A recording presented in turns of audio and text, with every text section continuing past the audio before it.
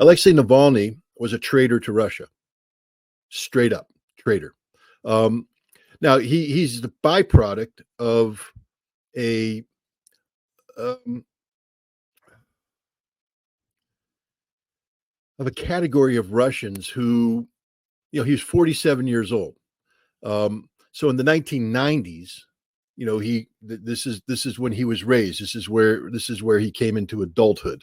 Um, and Russia at that time was fundamentally broken, a fundamentally broken state. The collapse of the Soviet Union. Um, Many Russians no longer identified in the classic sense as Russians. They were confused, they were bitter, and they looked to the West for their solutions. They were enthralled with the West, and also many Russians fell into very xenophobic, racist, ways of thinking. Alexei Navalny was a racist. He's a white supremacist, straight up. Look, my wife is Georgian. He called Georgians cockroaches. He called them bugs. He did an infamous commercial talking about how to, when you get an infestation of cockroaches and flies, you use slippers and fly swatters. But he said, there's some that are big. How do you handle it? And then he shoots them.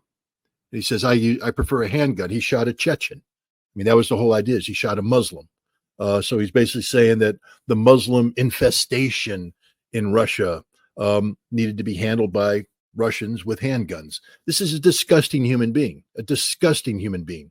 Now, he got, caught up in the investigation of corruption. And I'll tell you what, investigating corruption was, it's a business back then because Russia was corrupt. Let's not pretend otherwise. Russia in the 1990s was a thoroughly corrupt nation, thoroughly corrupt society, and the Russian government was open to these kind of accusations. But he didn't do this because he wanted to help Russia. He did this because he hated Russia, and he loved or at least he proclaimed his love for the West. He's one of those category of Russians that basically said, I identify more with the West than I do with Mother Russia, because he didn't know what Mother Russia was. Go ahead. So, just using my sense here, was he a CIA agent? Well, I'm getting to that. Back when,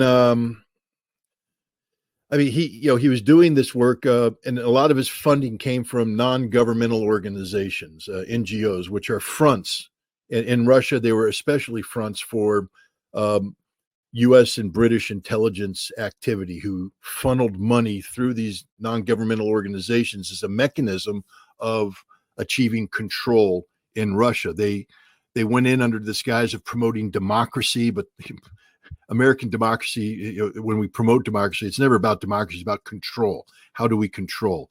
And one of the ways they controlled was to look at the media and talk about, how we have accuracy, how we fight disinformation, how we promote, quality journalism and things of that nature. But then they also, anti-corruption is a big one, because anti-corruption allows you to create an us versus them mentality that then can be exploited by media control. And the whole idea is to shape the minds of a targeted audience. And Navalny became a tool of this.